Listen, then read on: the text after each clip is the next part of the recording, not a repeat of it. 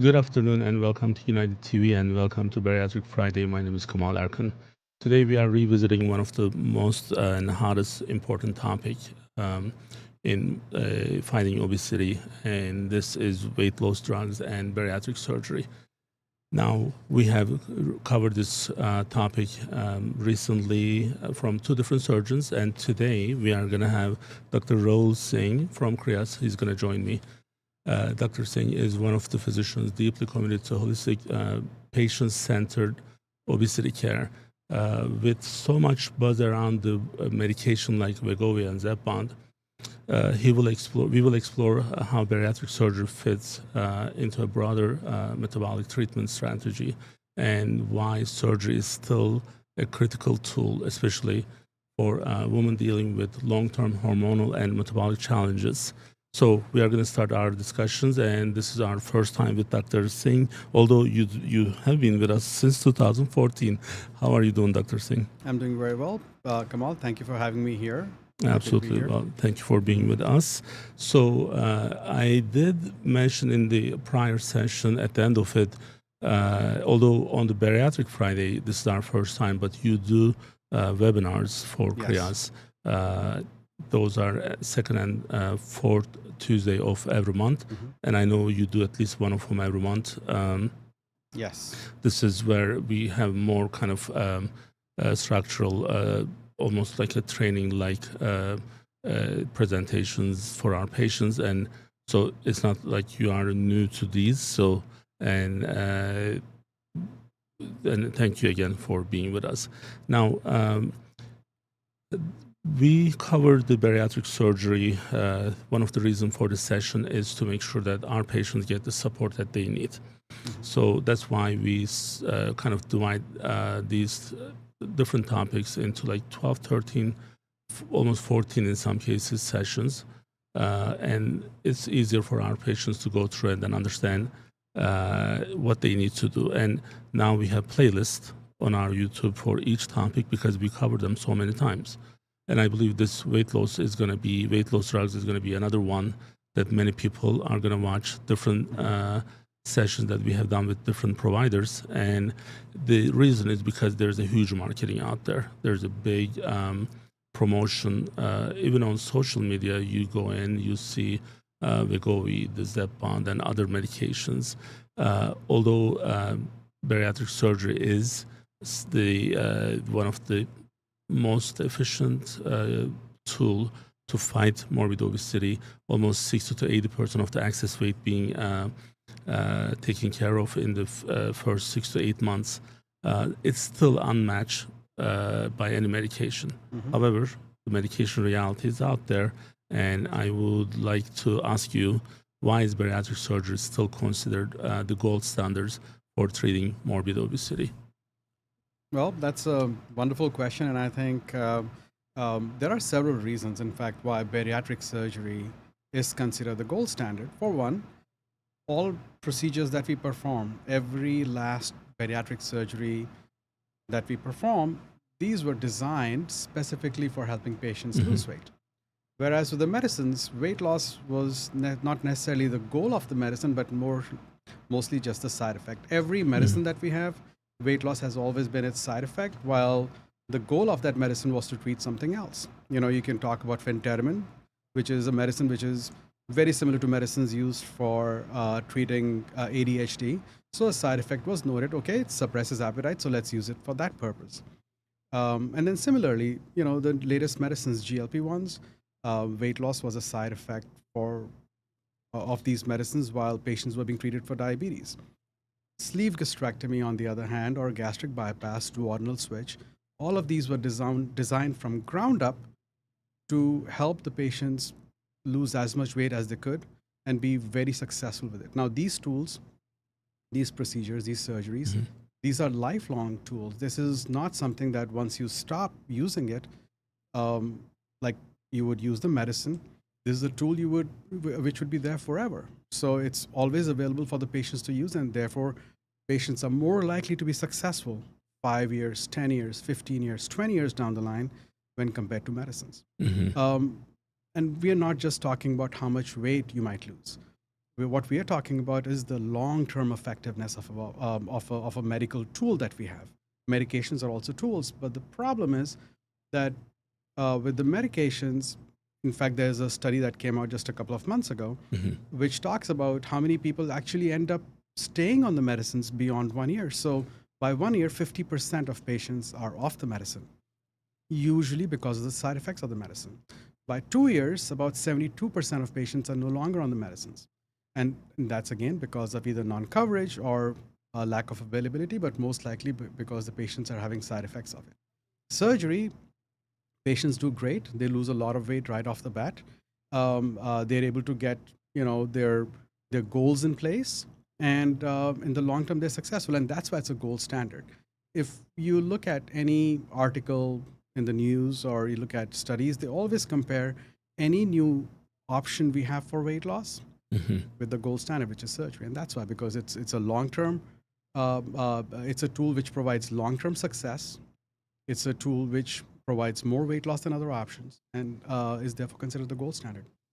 So you mentioned the indefinite part of it, and as you said, GLPs are requiring like nonstop. It's not curing the problem. It's just dealing with the symptoms and maybe help us to control it to a point, but it's not permanent. So you have to be on it long term. So, and it's also costly. It's averaging $1,500 a month. And well, if they have a really good insurance coverage, it may be okay. But even those are going to become a problem, I believe, within a year or two, because now all of a sudden these numbers, the medication part of the insurance premiums are actually going up. And I believe insurance companies are going to take some action on those. Now, not to mention with the side effects, nausea, vomiting, muscle loss, and possible gallbladder issues. So there's also some weight regain. And I have our internal study, and I'm going to talk to you about that at some point today. So what are the limitations of the weight loss drugs like Wegovy and Zepbound? Well, so there are a few. Um, well, number one, it's not effective for everybody, for every patient. We're all different. It's not like one shoe fits everybody, right? So these are two popular medicines. They've been marketed very well, but the results, they are variable from patient to patient. So that's one big limitation, is that the weight loss is very unpredictable with these medications. Secondly, the price. I mean, we cannot shy away from that. 1 year of treatment with a weight loss medicine such as Wegovy or Zepbound is almost the same cost as performing a weight loss surgery and providing treatment for a whole year. And now, if somebody is going to be on that medicine for life, that's like a weight loss surgery, the cost of a weight Right. loss surgery every year. So that's another limitation. Availability of the medicine. That's a big problem. So we've been using weight loss medicines as a tool along with surgery for many of our patients to help them be successful.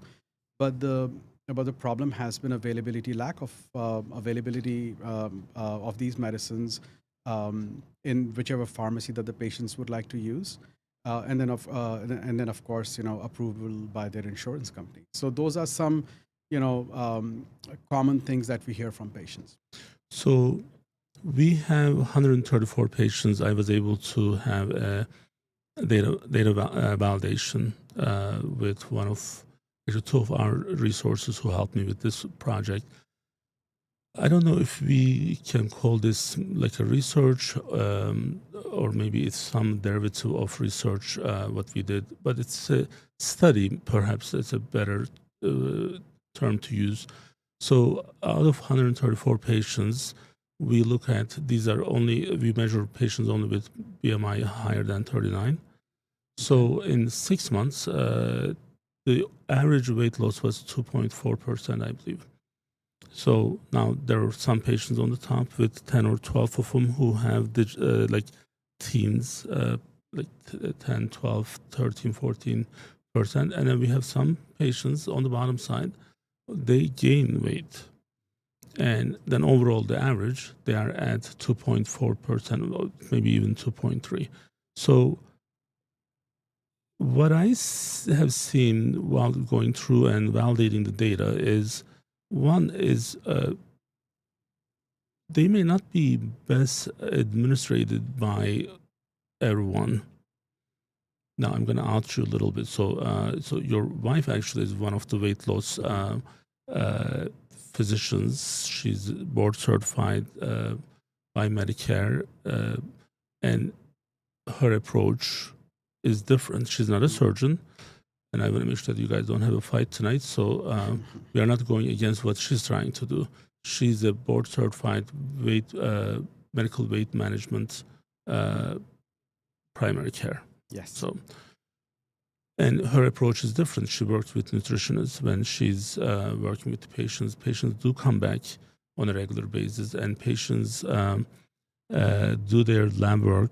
And if we don't see the results, she stops. At least that's what we have seen. But when it's not done by the board certified people, the outcome can be very different. This is not something that you can just put the patient on and forget about them, and then they're going to be okay on their own. In some cases, you need to adjust the dose, right? If you haven't seen the patient, so it's not going to happen. But it was kind of surprising to see. In fact, one of the people who did the final data validation, she's a pre-med at UPenn, and she's like, is this like real? So, and then she has full access to the EMR, and she sees no results. But then, the buzz around these medications is huge. So it was an interesting study for us to see. Now we are about to finish the 12 months of the same group to see if they have a better outcome in 12 months. But when you see a lot of patients actually gaining weight, so you understand that this is not just something you can just put the patient on and forget about it. So this is one of the things that when I was talking to Dr. Irga about this specific issue, in some cases, patients feel like they have this magical pill, and because now they're on it, they can be more free to eat more, and without changing anything. And then all of a sudden, like they gain weight, and this happens. So unfortunately, now we know that surgery always comes with its own stigma because I talk about my family every once in a while. My mom thinks we are cutting everyone's stomach. I'm like, well, not everyone. So this is patients with morbid obesity, and most of our average is about 47, BMI 47. And then we see patients with over 60. We see patients with high 30s, but averaging is about 46, 47. Now, these patients are struggling with life altogether, but the stigma of surgery itself is still out there. What would be your message for those hesitant about taking the next step for surgery? That's again a great question, Kamal. So, obesity is a major problem in the United States. In fact, by 2030, we expect almost 40% of Americans to suffer from significant obesity, enough that their body mass index is like 35 to 40 or higher. So those are serious health hazard. And the sad truth is that only 1% of the patients that need to see a doctor, need to have surgery for weight loss, actually end up getting surgery. And a lot of that has to do with the hesitation, just because the word surgery attached to bariatric surgery. These surgeries, they are actually a medical treatment meant to treat a very serious medical problem.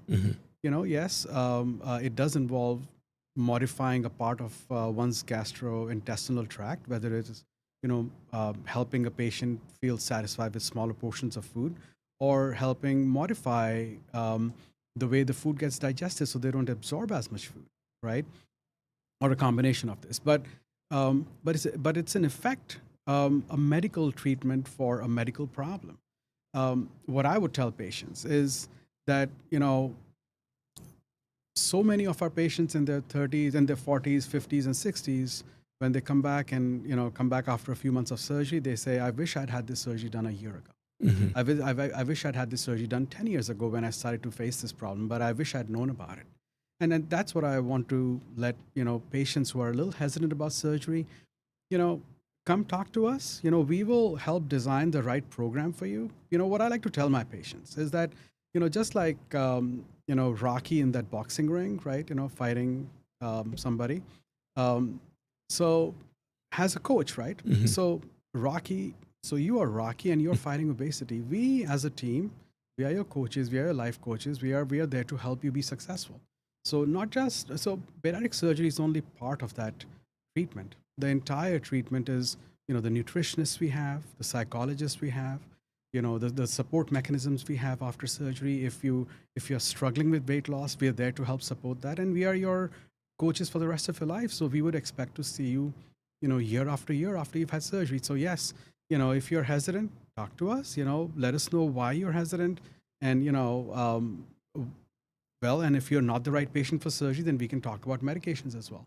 But surgery, it's a great tool.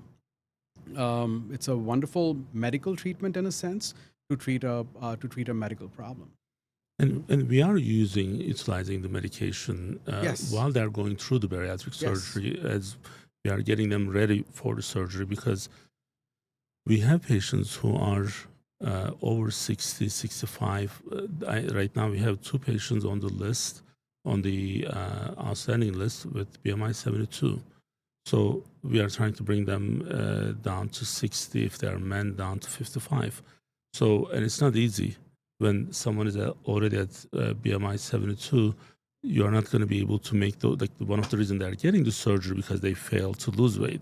So now we are trying to bring them down by 12 BMI points is not the easiest thing. Mhm. And that's when I know the team approach is extremely important. So then we add more nutrition visits for those patients. We have more checkups with the surgeons. There are more follow-ups with the surgeons, and we are, we keep track of them closely from our care coordination team.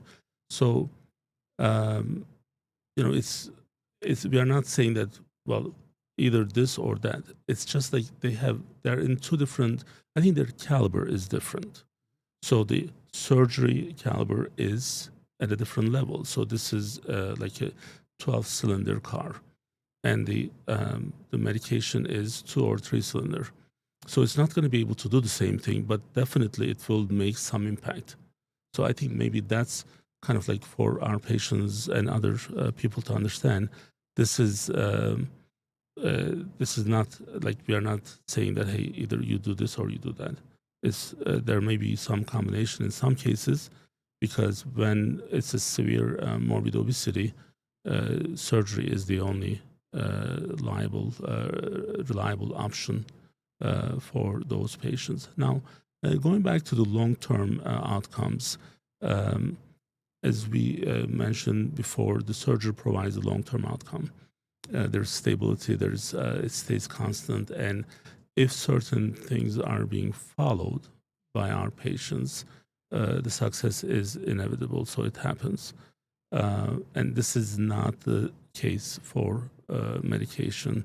So how does surgery outperform medication in long-term outcomes, in your opinion? Um, so, well, for one, absolutely does. Right off the bat, weight loss surgery works for every patient that has the weight loss surgery. Medications don't necessarily work for every patient. Right off the bat, 10%, 15% of patients are actually non-responders. Um, and as I was, uh, as I had referenced to earlier, 70% of patients are off the medicines by 2 years. So surgery is a long-term solution because it's essentially a permanent change in one's ability to consume a certain amount of food or be able to digest a certain amount of food. And because this is a permanent change, the effects of this medical treatment are also permanent, and therefore long lasting. And along with the team approach that we offer, so we are. It's not like taking out an appendix where you had the appendix taken out, now saw the surgeon once or twice and you're Mhm. done. This is something. This is, a lot of times, again, I tell my patients, think of us every time you go see your primary care doctor. You go to see them once, you have to come back and see us once a year as well, so that we Right. can be part of that treatment plan where we are helping you succeed. You know, and that's why it's a longer term solution.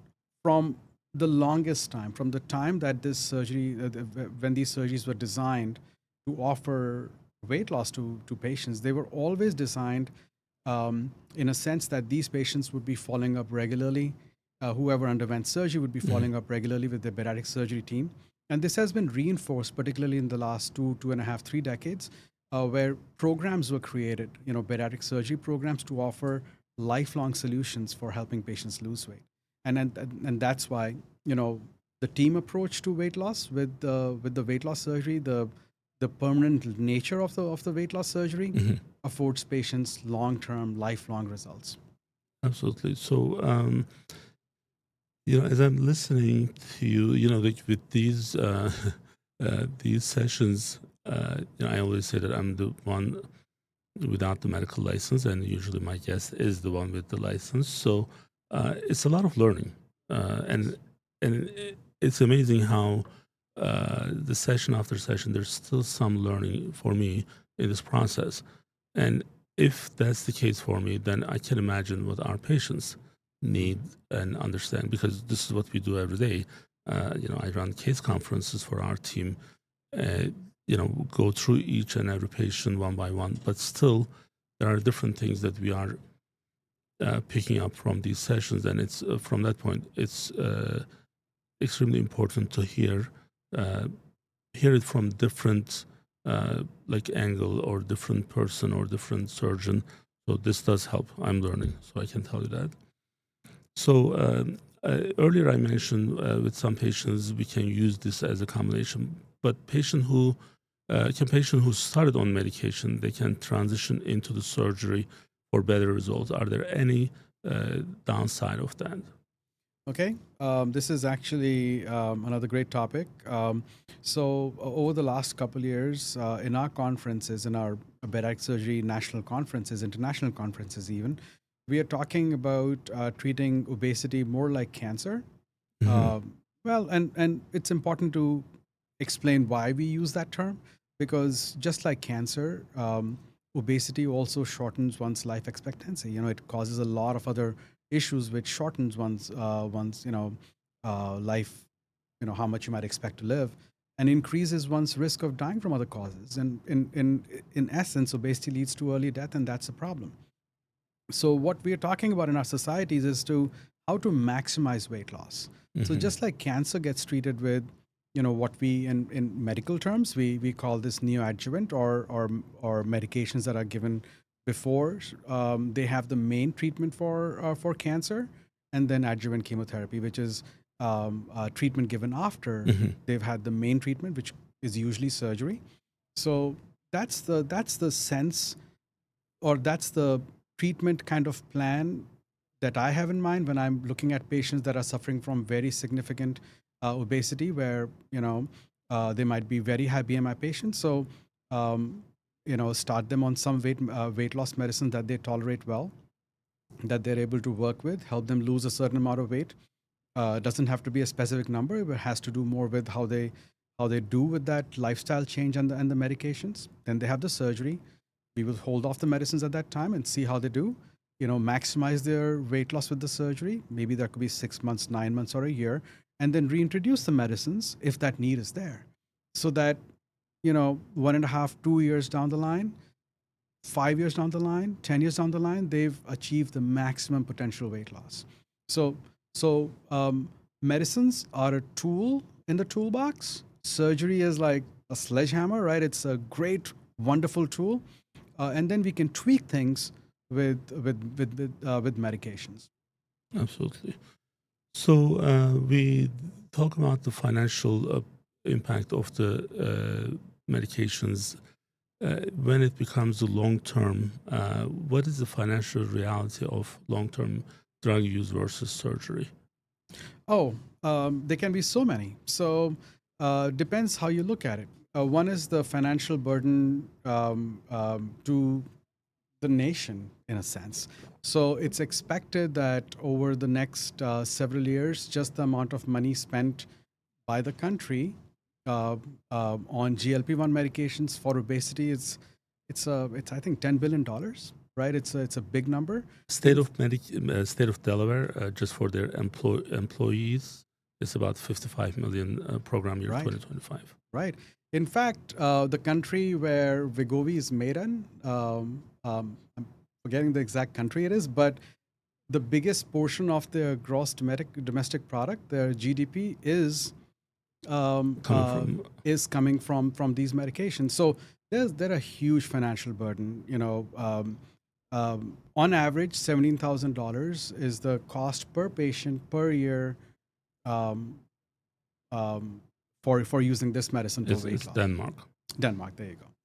So financially, certainly it's a big difference. So if you take a patient who's undergone weight loss surgery, you know, both patients who require weight loss surgery or have weight loss medical treatment require, healthy foods and dietary supplementation. So that is the same between the two. The difference is the amount of direct cost of the treatment, right? So the direct cost of treatment with weight loss surgery, it's less than the cost of 1 year treatment for of this medication, and that's mind blowing, right? Right. And now over 10 years, that's $170,000. But the most important part is, let's say at 10 years, both medicine and surgery were equally effective. So fine, spend $170,000. But the problem is that's not the case. This study that I'd referenced a little earlier, it was presented at our conference in June. And what that showed was actually almost exactly, Kamal, what your data is showing. So they looked at, they did a 50,000 patient retrospective chart review, more 51,000 or something, of patients who had surgery or had taken medicines. And they found that by 6 months, exactly close to the figure you'd mentioned, 2 to 3% weight loss. At 1 year, they were at about 6% to 7% weight loss. Whereas surgery, on the other hand, was 25%. So the difference is it's a different breathtaking. caliber. Yeah, it's a completely different caliber. Now, when the companies and when the ads and the media talk about weight loss with these medications, they talk about clinically controlled trials where, yes, patients can have 12 to 15% weight loss or 15 to 20% weight loss, depending on what medicine you're choosing. But it still does not come close to this. It does not come even close to surgical weight loss, which can be 30 to 40%, almost twice. Right. And one of the things that I was just trying to pull for us, I didn't share this one with you, but you probably know this already. One of our cardiologists, Dr. Hosmani, sent me this. U.S. Emergency Department visits attribute by clinicians to GLP-1s, 2022-2023 numbers, and how actually the numbers are increasing. A lot of low blood pressure with marked weight loss. Patients are not being asked to check home blood pressures and so many other issues. Now, again, we want to be careful. We are all for whatever is going to help the patient, because every patient is going to respond differently. So we are never going to say, because we are actually also prescribing these medications from our practice. We are not saying that you need to pick one or the other. We are just saying that what's the best solution when someone with BMI 54, like when they are at that level. Like if someone is at 31 and they are trying to go down to 28, they can do a lot of things because their physical limitation is less. Their understanding of like when you need that jump start. They can do that with maybe medication and make some changes and then get off the medication and then just get down to 27 BMI. Possible. But the patient with 54, unless there's a big jump start, there is no hope. And 10% weight loss is going to take them from 375 pounds to 350 pounds or 340 pounds. That's not going to get them out of that range. So that's why it's important for us to, let people know that this is not for everyone, and everyone is going to respond differently, and not knowing all the side effects. I mean, one thing that I'm sure other physicians are saying the same thing, but depending on how much I pay attention. So what you said in the beginning, this drug wasn't made for weight loss. This is a side effect of another problem that they were made for. So we don't know what else is out there that may be coming from these if they are used long term. Maybe short term is different, but if it's a long term, then they can make big changes on person's health, and it may be too late to reverse those issues. And I know that there will be better studies and better tools available.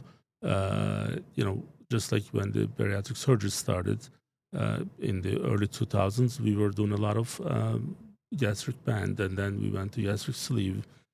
Gastric bypass was always there, but it's not the number one choice. Understanding patients should be able to go with less severe, changes, structural changes.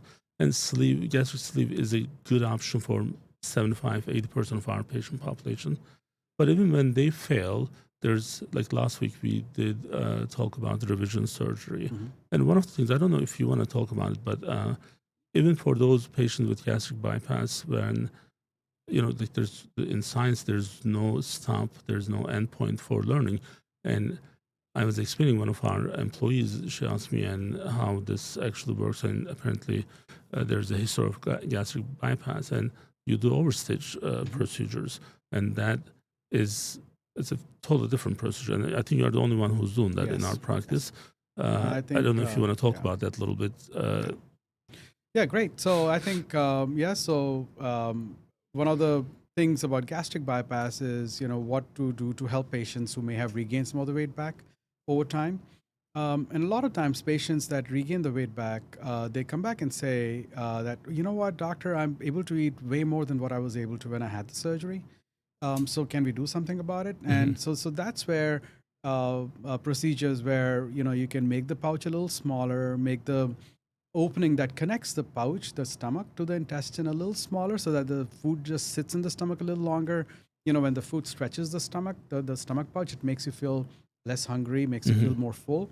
So that's where that procedure comes in. It's overstitch is the device. I'm sorry to correct you. The procedure is called a TOR. TOR E, essentially. Essentially, the translation of that is a procedure done through the mouth into the pouch, and what I can do is make that opening smaller with some stitches, and it stays that way for many months, sometimes up to a year, and can afford patients who are suffering from eating very big portions in a meal after a gastric bypass to be able to eat smaller portions of food, and that can help them lose about 25 to 35 pounds on average, or sometimes even more, depending on how significant the weight gain was because of those bigger portions of. And certainly the weight loss can keep persisting, and you can lose more weight, because one of the things that was noticed in the studies that looked at weight loss after this procedure was that patients sort of relearned some of the eating habits. They also relearn what the right portion size should be, and that helps them have more sustained weight loss and, in fact, lose more weight beyond the effectiveness of this procedure, which is about for 6 months to a year. I see. Excuse me. Now, fear, misinformation, social stigma, our patient population with morbid obesity, they deal with these on a day-to-day, every day, on a daily basis. What message would you give to a patient who's considering the surgery, but they're not 100% sure about it? Okay. What I would tell patients is, decision about what to do for losing their extra body weight is tough. It's hard. But if they've come to a point where they realize that their weight loss is affecting their weight gain is an issue, and it's they need to talk to a doctor that is specialized in the field of helping people lose weight. So we have a team of surgeons and medical doctors who specialize in looking and taking care of patients who are suffering from excess body weight disorders and help them lose weight in order to be successful. Surgery is one of the tools that's available. And the best people to help give the right advice to patients who are kind of not sure what paths to take is to talk to people with experience in our practice. I like to boast about this, but we have 4 surgeons in our practice, and we have 2 more joining. But our combined experience, if you take all the years of experience Right. that we have between the 4 of us, it's like 50, 60 years of experience, right? And that kind of experience can provide so much benefit to patients. They, and we love taking care of our patients. We love to do what we do. We've been doing this for a long time, and we are passionate about our field. So if you are at a point where you're deciding, okay, if surgery is not right, listen, coming in talking to us doesn't mean you have to have surgery. It's just an introduction to what the best path forward for them would be. We might end up saying, hey, surgery is not right for you. Maybe the right thing is to have some medicine, or let's start with medicine and see how you do. If you don't lose enough weight, then maybe then you do surgery. Or, let's go ahead and do surgery. And I want to give an example here. And this is not new. 15 years ago, the European, 15 or 12 or 15 years ago, the European Diabetes Association, they in fact suggested that gastric bypass should be the first line treatment, not second line, not third line, should be the first line treatment for treatment of diabetes in patients that suffer from obesity at the same time. So anybody with a body mass index of 35 or higher, gastric bypass, bariatric surgery should be the first line treatment. That means instead of taking metformin, have the surgery instead. Interesting. Yep. So that's old data. That's 12 to 15 years old. And, what that really tells us is that, these surgeries, while, surgery can be scary, but what they really do is modify your metabolic system, modify the way you digest food, modify a lot of your hormones, modify your hunger hormones. In fact, GLP-1, we talk about this so much now, but as surgeons, we've known about GLP-1, increased GLP-1 activity after gastric bypass. And we've known about this for years. The research has been on for years. So that GLP-1 effect is also happening in a gastric bypass patient. Yep. So there you go. So that's what I would say. Come and talk to us, or come and talk to a surgical team, or come and talk to a medical weight loss specialist team, and see what they have to offer, and go from there. No, that's important to know. And the other things that you mentioned, like surgery can sound like scary, but in our surgery center, we discharge our patients after the operation in 6 hours average. So it's different than the hospital experience. So they don't need to even stay overnight. They go home same day. I mean, that was a game changer for many of. It probably still is, because every time I talk to the hospital-based program, they're like, "What? What are you doing?" And I'm like, well, the best place for the patient, if it's the right conditions for their home. We have a way of we are equipped to keep the patient in our surgery center overnight. But if we take care of everything, and the patient can be discharged, they go home in 6 hours. So that scary part should be a little bit less. And when I get our patient surveys, and this is also available on our website, patients are extremely happy with what they see and how they are being treated, and their outcome. So this is one of the most rewarding part of maybe medicine, when you see patients who are so happy with the outcome. Well, Dr. Singh, thank you so much for your honesty and clarity today.